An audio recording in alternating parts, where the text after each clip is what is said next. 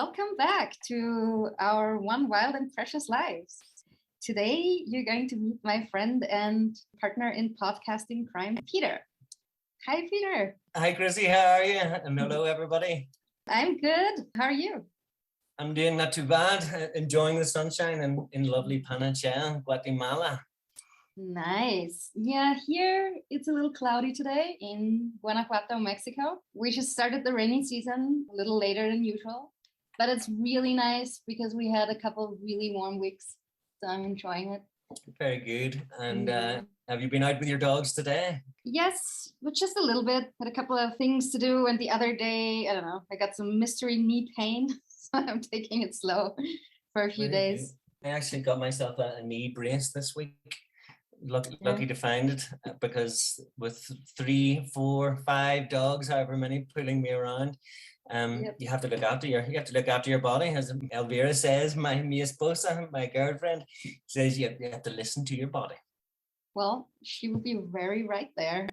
That's actually a really good intro. So what do you do when you say you have 3 or 4 dogs tied to yourself? Well, I walk dogs. I have a collection of dogs that I walk. I have an everyday dog, Bruno. A Doberman pincher, a strong boy who my issue with him is just it's the pulling, but he's getting there. And I have a German Shepherd and a street dog, Nina and Tintin, that I take Mondays, Wednesdays, and Fridays. And I have various other dogs around the barrio that I will look after. When people go to Guatemala City, for example, they'll have a free weekend, and I've got dogs do that, or longer trips. I've got a dog coming for 10 days on the 9th. She's lovely. We look after dogs. I walk dogs, and we just enjoy the dogs in the town. So you got a dog walking and dog sitting, or dog vacationing business. Dog vacationing. Exactly. I'm doggy Pete around town for any of your dog requirements. You can look me up on Facebook, Peter McGarry, or contact me at Peter McGarry peterfrombelfast@gmail.com. So we do whatever we can. And my girlfriend has a business, the Elvira Méndez art shop that keeps the afternoons busy. We sell mugs and bags and articles of clothing, and we send them all over Guatemala and Guatemala City mostly. And she does the designs herself, right? Yeah. She does all the designs. Yeah, she's an artist and graphic designer, and she has another job at the minute that's keeping her away from the art shop a little, but it's something that's kept us going through the pandemic, and it's just beautiful to have a creative outlet. But the dogs have been keeping us busy as well. She helps out a lot, because whenever we have dogs for the weekend or dog for 10 days in the house, it's definitely a joint effort. So they usually stay with you, or do you sometimes stay at their place? No, they always would come here, and we've got a very big garden with sort of 3 different gardens, and the house is sort of an open dog house. So we're well fit to have. We could have more than one at a time, but with our little Chihuahua, La Enana, she controls I wonder where she is. She controls the house from upstairs, and she doesn't like to have any more than one guest at a time. So we try to listen to La Enana, the queen.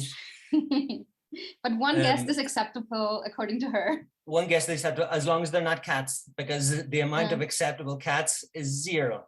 I understand. We have an ongoing war with the cats, but we're in peacetime, and I'm picking her up and I'm bringing her over to the cats while they're eating, and I try to say that she's getting better, but Elvira thinks otherwise. She would like but she's adorable. Would she like to eat the cats, or is she scared of the cats? What's her opinion about cats? Her opinion is they are an enemy, and they are to be attacked on sight, and not just attacked on sight. They are to be thought about at all times, and she has to check where they are. But as I said, she's getting better. I think she's getting better. She's so funny when she's angry. And this is the problem. You can't take her. She has no sense of humor about herself. My previous dog Leo was an English pointer. My love of my life. I have to not think about him too much because it's too painful. He was the opposite, being a funny dog, and he knew he was funny, and everybody, and it was laugh, laugh, laugh. La Nana, the Chihuahua, is blissfully unaware of her status as a hilarious dog, but I love her. Is she smaller than the cats, or is she the same size? Oh, she's smaller than the cats for sure. And our cats are healthy and they're hunters. I'm surprised she hasn't got a warning swipe from them. But no, she is on seek and destroy, unfortunately, at the minute. But the cats are well used to her, so they have their little hiding spots. It's over very quickly. And they probably don't take her very seriously. They derisory glances only. So you just mentioned Leo, and Leo is the reason we met in the first place. Indeed, it was from your walking tours in Antigua. Yeah. So that was a few years ago when I still lived in Guatemala. I don't know how many years because I've just completely lost track of time since the pandemic. It's got to be 6 years ago. What? Because it was the first walks that he went on with other dogs ever. Wow. And maybe he was 2, and that would make it 5 years ago. That's still such a long time. That's crazy, isn't it? The pandemic just took a big chunk out of time. It totally did. And I guess maybe it's not even, I'm not sure, maybe it's not even the pandemic, but it's like it's either the pandemic or it's getting older that makes time go faster, or it's just that I've been mostly working from home. I'm not sure. It's one of those or the combination, but really, anytime I look at the calendar, like 3 years have gone by. You're shocked.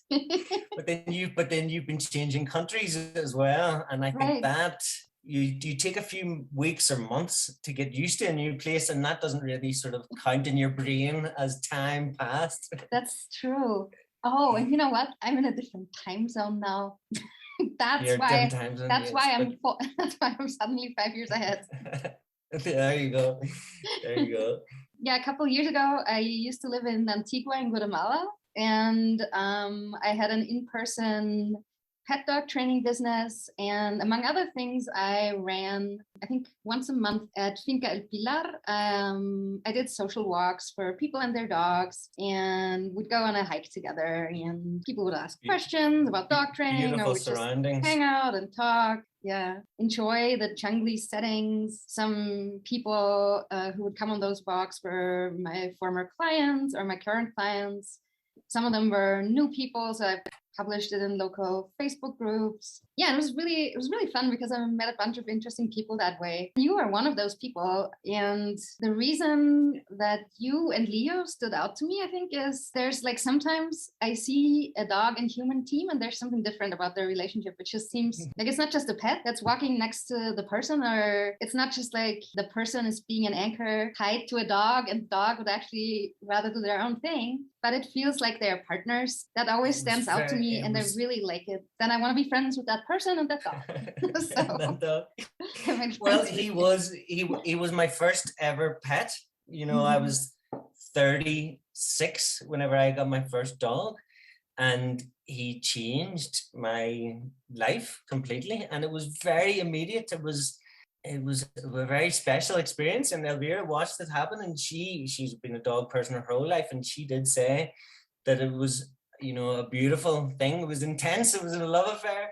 Yeah. But I've been thinking, especially with dogs after Leo, I mean, it sounds almost a cliche that he taught me about dogs, but he really did. I mean, the things that he would do and things, I can't remember teaching him that.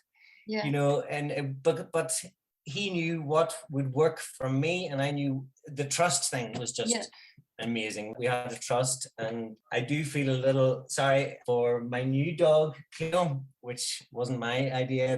The dog was called Cleo. She has a hard act to follow, you know, and, you know, my second dog sort of thing, not my second dog because La Nana is my queen, but it's where the connection with Leo was so natural and so all sort of consuming.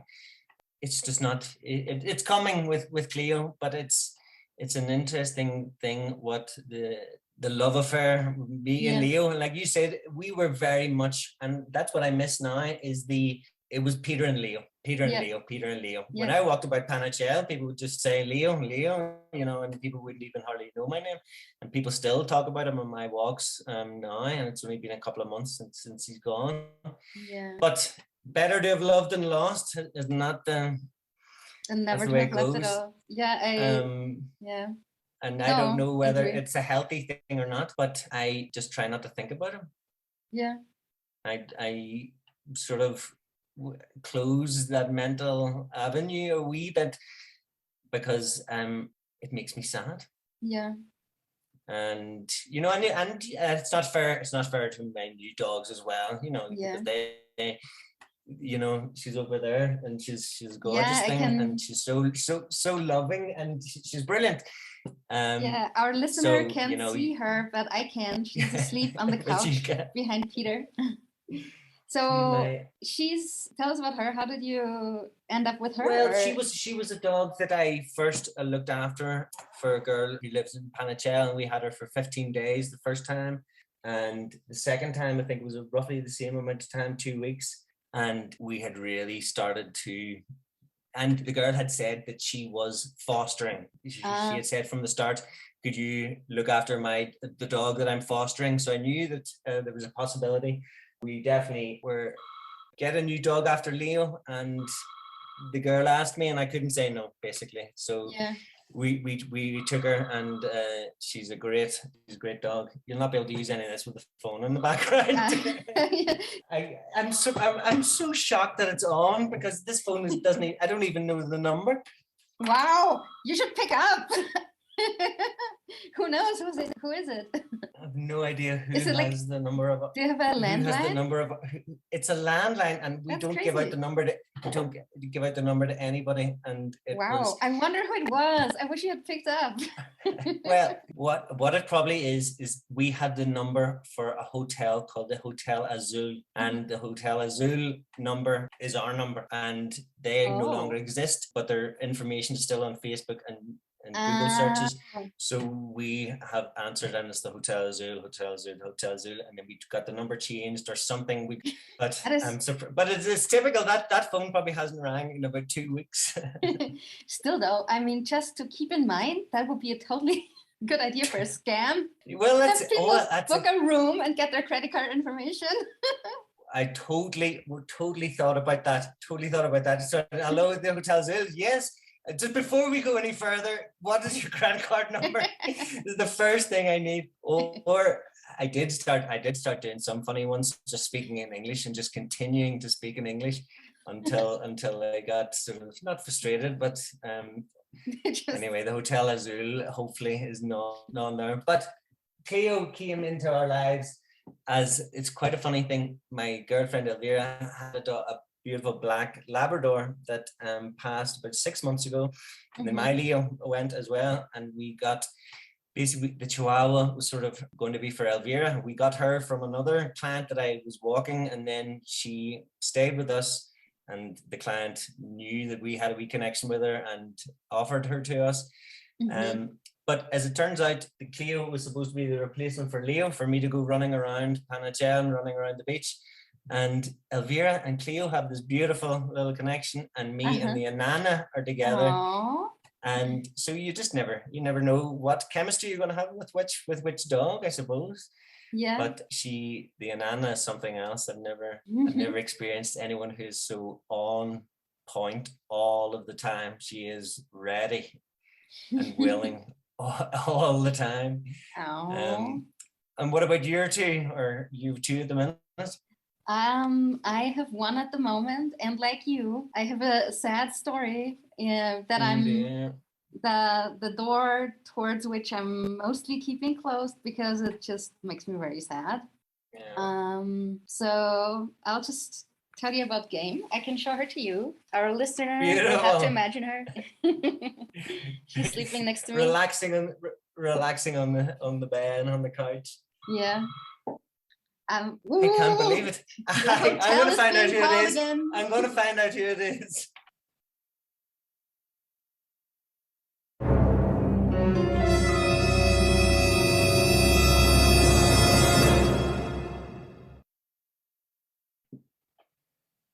I knew it would be a wrong number. I mean, that's so. How long do you have to listen before you have to say numerically correct them? Were they looking for the Hotel Azul or someone else? They weren't, which is good, because it means whatever we have been doing with Claro has worked.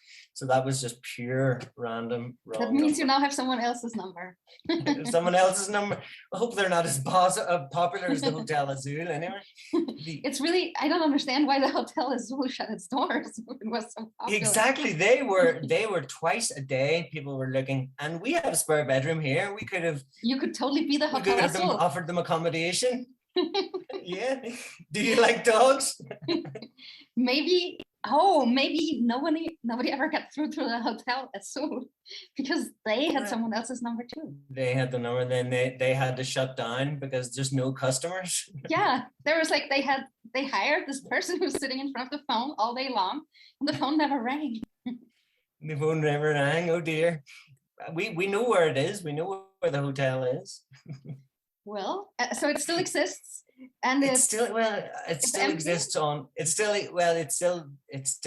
on paper anyway, or online, and we've gone past it, but we haven't gone in to sit to. But it's a building, and it's currently. It's a building. It says Hotel occupied. Azul on the outside. We didn't see anyone in. It's funny though. I just remember a hotel. Like there was this empty hotel at a beach in Thailand. And there's this gigantic hotel in this teeny tiny town, and they never even finished building it. But there was a reception area. You could see that was going to be the reception, and it had like, I don't know how many floors, but I think they just put it in the wrong spot because nobody wanted to go to the middle of nowhere there. Or else someone was laundering their money. Maybe, yeah. But it looked, that's possible too, yeah. But anyway, so if you knew where it was and you knew how to, you could like get through the hotel to what was or used to be or would have been the private beach that belonged to the hotel. It was the most beautiful beach I've ever been to. It was so cool. And then you had the scenery of this weird abandoned gigantic hotel behind you. It was kind of fun. Someone ran out of money. Yeah. Okay, but let me tell you about Game here. So she has traveled the world together with me. She's Dutch originally. When did you first meet her? When she was 10 weeks old. Oh, really? I picked her up in Amsterdam, brought her back to Austria, and when she was like 6 months old, we went to Thailand. So she spent 6 months there until she was 1 year old. So at that point, she was trilingual, Dutch, German, and Thai. Before a year old. Yeah. Yeah, and then I moved to Guatemala, and she was one of the dogs who moved there with me. And at some point in the beginning of the pandemic, I left Guatemala for Mexico and drove to where I'm now, to Guanajuato. She was my road trip buddy there too. Very good. With you every step of the way. Yeah. And if some of our FDSA students are listening, you know Game from lots of my videos where she's demoing. She always gets something to do because anytime I need a student to see a certain behavior or how I train something, she gets to be the star of the video. So she's ready. Yeah. And then she gets to earn herself some treats. So she's living the good life. Very good. And what sort of treats is she into? I'm actually mostly just using kibble these days. Because she's a very food motivated dog, and I like to train a lot and always carry something to eat for her with me to reinforce random behaviors that I like when I'm walking, for example, or throughout the day. So I just measure out her meal for the day in the morning, and throughout the day, I'll feed her parts of that, and whatever is left in the evening, she gets for dinner. Very good. That's definitely one I'm going to do with Cleo for her walks. I haven't even really taken the food out with her yet to see what she's like with food outside, but she doesn't seem to be super food driven. And it's funny, she eats lying down. I'm not sure where she just lies down on her front, you know, she's not on her side, but on her front, and she sort of eats out of the bowl like that. And she's always done it. And, you know, if it works for her, why not? If it helps her digest, I don't know. She seems happy. But maybe she's doing yoga while she's eating. Well, that's it. And she's because we give Leo too many treats, we know we did, and his breath wasn't great, we've just decided to go full no treats with her. So she's not going to say no treats, no food, no human food, zero human. And it's been a lot better because she doesn't come anywhere near us whenever we're eating. But I'm definitely going to take some food out with us, and because at the start she wasn't good with motorbikes. Some people, she would take a wee jump. Now she will only jump at motorbikes that are going too fast or too loud. Someone needs to enforce the law. Which I'm conflicted about, because if we're going down a little callejón through the barrio here, and a motorbike's going too fast, I have no problem her giving a wee bark at it. I would also like to give it. Yeah, I agree. Yeah, as long as I have control. And then I say to her afterwards, I said to her, not bad, you get a pass for that one because he was too loud. So if I had a little bit of kibble with me, I'm going to do that. I'm going to start doing that. Give it a try, and if she doesn't take kibble outside, try something slightly higher value. Yeah. So because you said she's not particularly food motivated, so she may just not be very kibble motivated, but she may be really into cheese or something. There you go. It's funny how some dogs are definitely different. I mean, Leo had no interest in food. Not no interest in food, but remember the first time he was up with you in the mountain, you had ham and salami and stuff, and he wasn't. Yeah. Just really wasn't his sort of thing. Yeah. I remember being in an Italian deli in Antigua, and the owner was very proud of his salami and gave me a slice of it, and it was beautiful. And then he offered Leo some, and I said, "Oh well, you can try." And he cut him a slice of this beautiful prosciutto, and Leo sat and accepted it, and then promptly spat it out in front of him. And he was horrified at his good prosciutto on the floor. But I don't know what that was. Maybe it was salty or what it was. But my boy Leo was not food interested. But it was a nice thing because he responded well to praise. He enjoyed nothing better than a good boy Leo. Yeah. Good boy Leo and a tap on the head. That was his reward. Yeah. Just like we humans, they're all different. Well, that's it. And who doesn't like a word of encouragement? Exactly. That was our time in Antigua. It was a cool time. And did you? Is that where Leo is from originally? Leo is a cousin of Elvira, who's a breeder of Weimaraners and English pointers. And we got Leo from him, and he fell sick about 3 or 4 years ago, and he had to give away 16 pointers. Wow. And he gave away all but one of them because he was very, very ill. And he actually was contacting us last year about using Leo as a father one of the remaining dogs that he had. But it never happened, obviously. But he's a very respected breeder around, or was. He doesn't do it anymore. But Paco Méndez. But that's where Leo came from. And the last 2 years of his life, we were at the lake, and we moved to the lake from Antigua on a bit of a. We had planned on living at the lake at some stage, but it was always a sort of distant. Maybe whenever we have a few more grey hairs, we'll join the grey hairs at the lake. But the owner of the house we were renting was caught cheating, is the only way to put it, and was put out of his own house. So by his wife. His second. So by his wife. So he needed our house at very short notice. And Elvira was looking around Antigua area, and the prices are just there. It's a small town with a high demand. Yeah. And the place that she found at the lake was just beautiful, or is beautiful, and was cheaper than where we were living in Hocotenango. So we sort of jumped ship, together. And we're super, super glad we did. We, at the minute, I don't think we would live anywhere else in Guatemala. Yeah.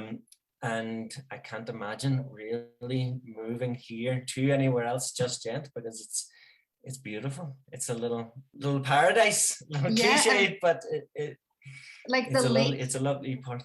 Like the lake. The lake is paradise, and what I can see from your house, behind you looks nice. Looks awesome. Yeah. We always wanted to live in a loft house. Wow, so nice. So lucky to find one. So it's one of those ones where you live is as important as anywhere else. And with people working online, I mean, it's a lot more people moving to areas like this, because if you work online, you can live anywhere. Yeah. So how did you originally? So you used to live in Belfast. What made you? Northern Ireland, my home. What made you hop the ocean? Well, after a prolonged stint at university, I'd done some traveling during that. I came to Central America, just literally picking a spot off a world atlas. You know, I think I'd like that little trip. And on the journey from Panama to Mexico, I was planning to go to Canada. I got a job in a Guatemalan Irish bar. Oh. And yes, and stayed there for. Is it the one in Antigua? What is it called? Riley's. Oh yeah. It was Riley's by the Arch. It's now Riley's. I'm not sure what it's called now, or where it is exactly. But so yes, I was in Guatemala for longer than I expected, and then met a girl from California and moved to California and got married for 7 years. Lived in Napa Valley for 7 years. Wow, which was fun, but not a great place for an alcoholic, which I can proudly say I am, because I haven't drank in 6 years. But nice. Yes, so I moved back to Guatemala in 2014. To restart my journey, so to speak, after my time in California, and met the love of my life, Elvira Méndez. Stay for her, and we just created a life together, and we're at the lake now, and we couldn't imagine ourselves anywhere else for the time being, but we will see. How did you guys meet? We met in a bar in Antigua, which is not unusual that I would have been in a bar, but it was unusual for Elvira because she's not a drinker. And serendipitously, she was with a friend that I had known the first time I was in Guatemala in 2005. So it was just a mutual friend, and we fell for each other very quickly, and we've been together ever since. Seven years now from the World Cup, final in 2014. Nice. And Elvira is from, she's from Guatemala City. She's from the city, but then she had been in Antigua for about 15 years. So she was definitely much more, ensconced in Antigua, and a lot more friends and closer to her family. So it was a bigger move for her, but she loves it as well now. And with a new job that she's working for a Canadian NGO developing women's business collectives around the lake. So she's meeting with people all the time and meeting with community workers and leaders. It's very, very cool job that she's in. So and an in-person job, in-person job at the lake. Who'd have thought? Now, also, because she's working design for this NGO, a lot of it will be based from home as well. So it's a nice mix for her. Would you like to let us know what the NGO is called, in case anyone wants to look it up? It's Socodevi. Socodevi. How do you spell that? SOCODEVI. I'll send you the link. Supports cooperatives and helps them to consolidate as catalysts of inclusive, sustainable socio-economic development. Nice. Our ultimate goal to improve the living conditions of families in developing countries. So it's a cool company. They've been going for many years. I know that there's people who Elvira is working with who've been with them for 25 years. So it's an exciting time for us, and it's a 4-year job. So we're sort of committed here for a while, which is great. Better place to be. You were considering coming back here, Chrissi. You had considered coming back. I was strongly considering coming back. I mean, it's funny. Like, I know that if I went back or if at any point I moved back to Guatemala, I think I live at the lake, because the place I used to have in Antigua was in a nature park at Finca El Pilar.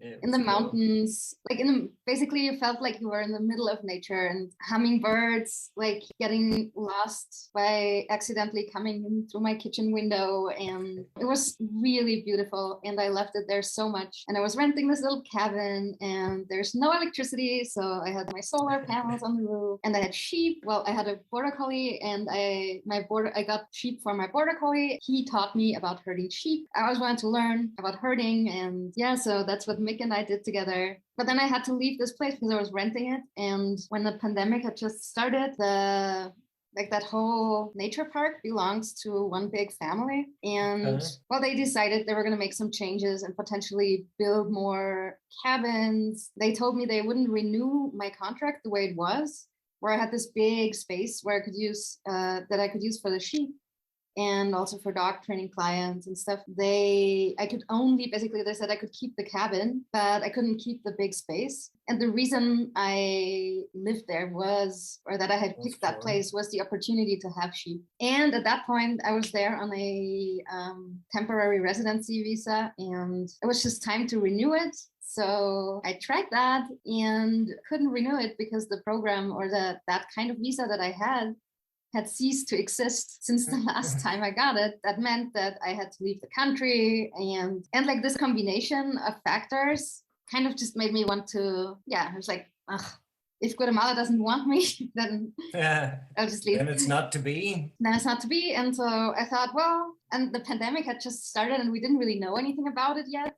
There were no vaccines, or at least they were not available in Guatemala. So I didn't want to fly. So I decided I'd just go somewhere I could drive. Originally, I thought it would be really cool to go back to South America, because the first time I was in this part of the world was Peru many, many years ago. And in theory, you can drive all the way south. There are ferries that take you around the Darien Gap between Panama and Colombia, so between Central and South America. But due to the pandemic, they had closed that. So there were no ferries going, so you wouldn't be able to go by car from Central America to South America. And Panama is the only Central American country I've never been to. And just wasn't, like, it just looked very expensive. Like, parts of it looked interesting and nice, but Costa Rica is also, I think Costa Rica is the most expensive Central American country. Do you know? Well, I started in Panama and moved up through Costa Rica, and the parts that I liked best were all north of Costa Rica. As soon as I got into Nicaragua, if you're coming the opposite direction, it feels like you're less and less in Central America, almost as you go through Costa Rica. And once you're in Panama, it's like, oh, where am I? Yeah. You know, it's a sort of, it's almost like Latin America diluted almost. It's sort of a funny, but Panama's cool. I had fun in Panama City, but that was back in when Drinky Pete was in Panama, and Drinky Pete doesn't remember a lot of things. Or maybe Drinky Pete can have fun anywhere. Who knows? Yeah. Well, yes, but I'm glad Drinky Pete's long in the distance, and will never make a reappearance. Yeah. There's a cat. Oh, she has a big dog bark. And earlier I heard Cleo, and Cleo does not have a big dog bark, even though she's big. She has a low. Yeah, she's got a low growl. She means business. That's what I would say about how funny she is. She has no idea she's funny. She takes herself very, very seriously. Yes, she should. She should as well, exactly, because that's how you get things done. Exactly. And what number one on the list is get rid of the cats, but it's not going to happen. Well, we'll see about that. We'll see about that. This is what stranger things have happened. Wait, now I lost my train of thought. Oh, right, yeah. So, I had that same impression about Costa Rica. Like, Costa Rica, that was also like many, because several years ago is when I met you. And that was way, way, way before then. So it must have been many years ago. And it was like, it's pretty, it's beautiful nature, but it did not have, it did have that delusion, like weird, yeah. The funny thing that I found in Costa Rica was when you were on a bus as a tourist, they almost were sort of another tourist, you know, like there was almost too many. Whereas you got into Nicaragua and you're back into that sort of like, oh, tourist, and they're sort of more interested in, you know, but that's really a victim of their own success, Costa Rica. Like, yeah, I think Costa Rica has done really well, right? And it is also, I believe, is it the only or one of the only countries in the world that does not have a military, which is also pretty cool. That's pretty cool. Yeah. Yeah, I wasn't aware of that, but it definitely it rings a bell. Yeah. And I think they've really Japan also gone the... Oh, Japan doesn't? Well, I don't know what Japan were allowed to have, or still, I don't think they've got a navy or air force, but these are things that would need to be fact checked. Yeah.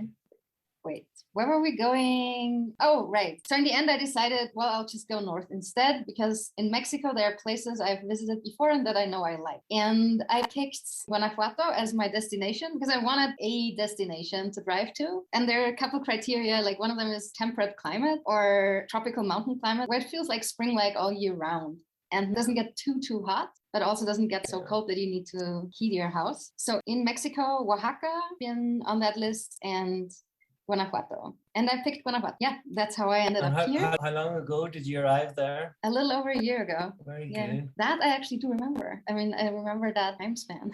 Very good. Yeah. And now, like, they granted me temporary residency for 4 years. That's why 4 years.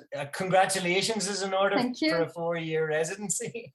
Yeah, and that's why I ended up deciding to stay here after all, because my tourist visa was about to expire, and I was like, well, I was kind of ready to leave Guanajuato. I still am kind of ready to leave Guanajuato, but so back then I thought, well, what beautiful place would I like to live in? And it's still like the country that I've chosen for myself, where I decided like consciously I want to live there. That's still Guatemala. Yeah. I just left because of circumstances.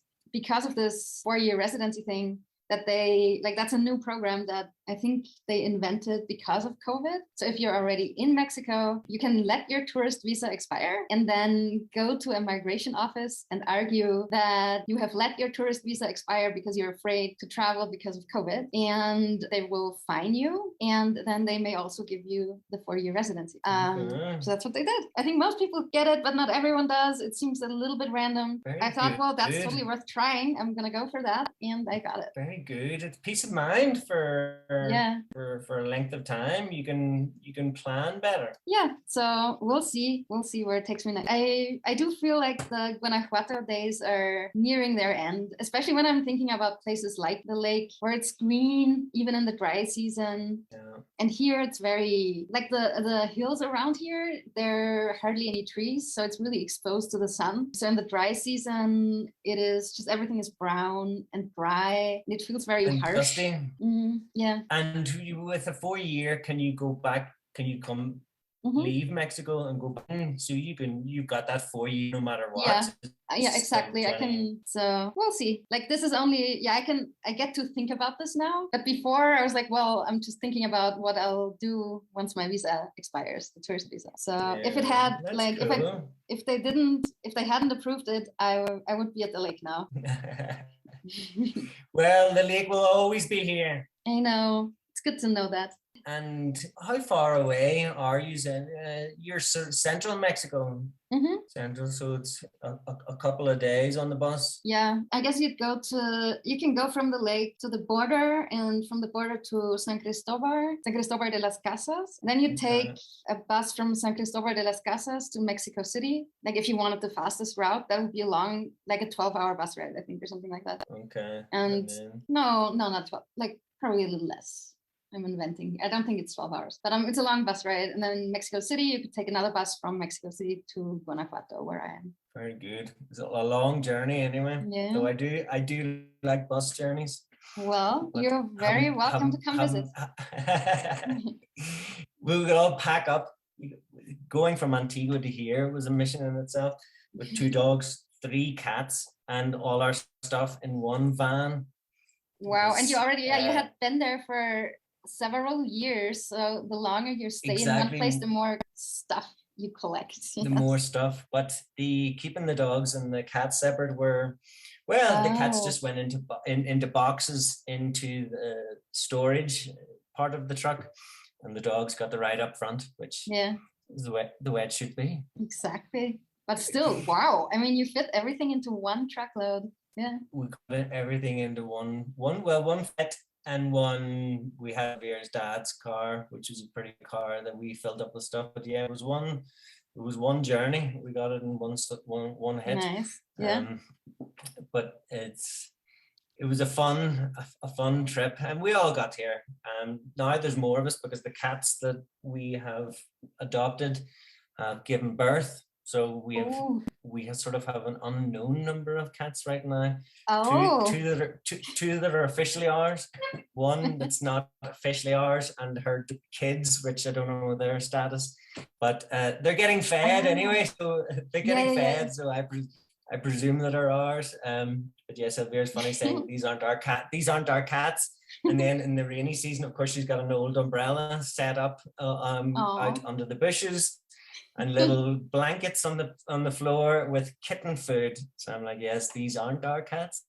They may not be your cats, but you are their humans. Exactly. You wouldn't get better service at the Hotel Azul hotel. Exactly. But as long as the cats are outside, the Nana is happy. So as you can hear or not hear, she's decided that the cats are no longer a threat where they are, and she's gone back upstairs to her throne.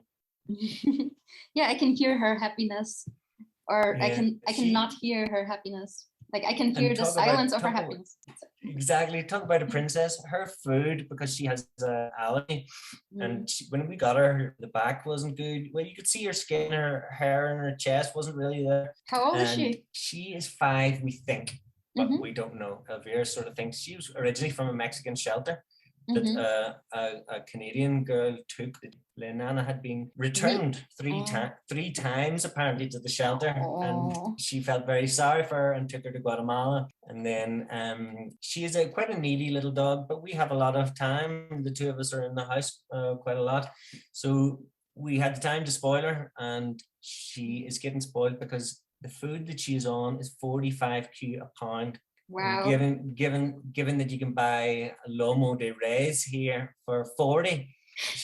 But it's salmon for sensitive skin, and she only eats a tiny bit every day anyway, so the skin's got a lot better and less scratching, and so the food is well worth the price. And it's going to be, that's why it is so expensive, is because it does the job. Yeah. How much is that in dollars or euros for our listener? 45 a pound would be $6 a pound. Yeah, wow. A good thing that she's a Chihuahua and not a Great Dane. Well, that's it. We couldn't do it here, as I said. Saint Bernard. Saint Bernard. It would be cheaper to feed her steak. Yeah, that's crazy. It wouldn't be cheap to feed a Saint Bernard steak. But she's doing well. We're happy, and she's going to be back on what we got, Bravecto, because she's skin issue. What's the name? Acaros, whatever acaros are. I don't know that word. That's a Spanish word, I assume. Okay, yeah, and it's sort of like it looks like a psoriasis type thing, and so she's on a pill for that, and the vet said that this food is the best for it, and it really has made a difference. So no, my dogs have been on Bravecto for years now, because it's like I have not found anything that is as effective for is that right? Very good fleas and ticks. And because I like just scrambling around the countryside, and even if there's no path, ticks they're a thing, and I don't like ticks. And I also don't like picking them off my dog all the time. So just inserting that Bravecto pill once every 3 months, I'm good. Well, that's it. Peace of mind as well. Yeah, and fleas is because, my dogs interact with the free roaming dogs, and pretty much all free roaming dogs have fleas. And once you have fleas in your house, it's really annoying and hard to get rid of them again. It's easy to get them off of your dog, but I think their eggs, they survive if you wash the bed, and they'll just wait for the next opportunity. We hate them, as you said. Exactly. I found good success spraying our garden for fleas. They're definitely, if I'm doing the dogs, I do the garden at the same time. And if I go out there, because like you said, we're in an area where fleas are just it's part of the ecosystem. But even in a handheld spray bottle, just the flea killer that they use for sheep and stuff, I just put a couple of drops in that, and you just spray on the grass, and good success with that. Someone told me about that because they nest apparently in grass or wherever they want. And if I go out watering the grass in my shorts and I feel them jump on me, I know that I'm near a nest, and that gets blasted. Yeah, that's the fate of the fleas. They're harder to deal with than ants. I've had ants is my battle, but ants you can persuade to go and live somewhere else. Fleas want to be. Yeah, and also like ants, I feel like they're not that fast. They're not that jumpy. Like, they're much more likable to me. And you can watch them. Yeah. If you're super bored, you can. They're super interesting. I mean, like, they're fascinating. Did you know, like, random ant facts, that ants communicate? Like, if an ant finds something to eat, it'll go back to its ant's friends, and it'll tell the other ants how to get to that food source by means of the number of steps it takes to get there. Ooh, I didn't know that. They know that because they did this crazy experiment where they cut off or shortened the legs of the ants, and the ants would still take the same number of steps but would not reach the food source, and then they wouldn't know what to do. Wouldn't get it. Yeah. Very good. Isn't that crazy? Well, there's interesting. In fact, I've got one. If you added up all the weight of all the people in the world and added up the weight of all the ants in the world, there's more ants. Wow. More biomass ants. Yeah. But boric acid is the top tip for ants. Boric acid mixed with sugar, and leave them to, it messes up their communication as well. You put that stuff in there, all their little chemical information are messed up. Warfare. My grandmother used to use baking soda for them. I don't know if that actually helps. I'd say it wouldn't do them any good. Probably not, yeah. Well, what do you think? How about we start wrapping up? I also really want to tell our listener at some point, why we are not, why neither one of us has gone back to Europe. Do you consider Northern Ireland Europe or not? Like, I feel okay, me too, but you never know. Well, that's it. I mean, it's sort of political, but for my side of the Northern Ireland, we are pro-Europe generally.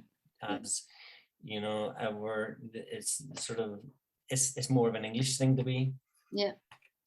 Consider themselves. Okay, so that's an English thing, because I have English friends who do not consider themselves European, but also, or who used to not consider themselves European, but ever since Brexit, they feel very European because they were against Brexit.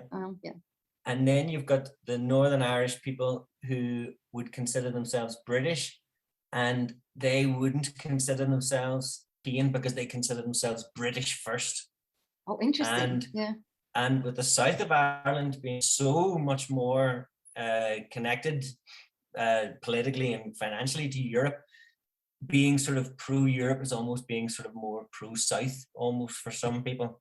But then that's politics I don't want to get into. Interesting. Well, we'll have to talk about why neither of us chose to go back to Europe at some point in the future. Absolutely. I'll have to think. Think about myself why I'm not going back to Europe yet. Well, my analogy is always, you know, you've got the sort of thinking of the person at the office desk dreaming of just quitting and going and living somewhere they really want to. I'm doing that at the minute, and my dream is not to break out of here and bust into an office job back home. But I don't know if that's sort of just being sort of facetious or not, but circumstance. It's one of the things that I definitely sort of think of, because you have obviously you want to be back home. Family is my big thing, you know, that you want to be close to family. So it's complicated. Isn't everything complicated? Yes, that is such a good answer. Even whenever thinking about introductions, how did you get here? You know, you start thinking, well, how did I get here from where? Yeah. You know, from Antigua, from Guatemala, from, you know, it's funny how the turns that are taken.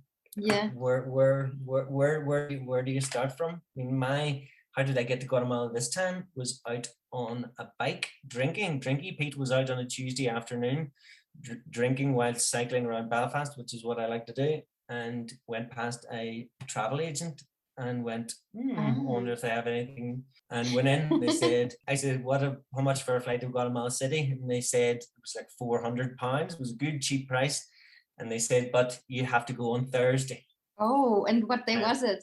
This was like Tuesday before. Sorry, it was Thursday week. So it was the Tuesday before. I said, okay. So I went out to the closest bar, had another couple of drinks, and went back and said yes. Oh, how many years ago was that? That was 2014. So eight years ago. Yeah. And I came back to the house and said, I'm going to Guatemala. When? Next Thursday. and off I went. If with that level of thought going into coming here, I don't know how much level of thought could go in going back. But as I said, with Elvira's job being a 4-year job, I think we're sort of committed here for a while. But you never know. You really don't. Yeah. Never planned really to be here in the first place, so you never know where the next 10 years will take. But it's a good place to be committed to for at least 4 years. If you have to commit to anything or any place, the lake is it. The lake couldn't be any worse. Let's just quickly tell our listener where they can find us. So Peter is at peterfrombelfast@gmail.com. Right? peterfrombelfast@gmail.com, and Facebook's a good place to get me as well. It's Peter McGarry. You'll see me with a wee dog. For all your dog-related needs around the lake. All your dog-related needs in Panachel. Pete's Pooches in Panachel. I need to get the name. You need to get a Pete's Facebook Pooches. page. Yeah, that's perfect. If only I knew a graphic designer. And as for me, you can find me. My website is chrissi.schranz.com. Chrissi is CHRISSI, chrissi.schranz.com. And you can find me on Facebook as chrissi.schranz. My last name, which I really don't like, but am stuck with, is SCHRANZ. The reason I don't like it is it has so many consonants. Okay, and nobody, no one ever knows how to spell it. And finally, my Instagram is a dog is a bond between strangers. Yeah, and we'll talk to you soon, dear listener. Thanks for hanging in there with us. Great to chat. Yes, thank you again, Peter, for doing this with me. Not at all. Talk to you soon, Chrissi. Talk to you soon. Bye.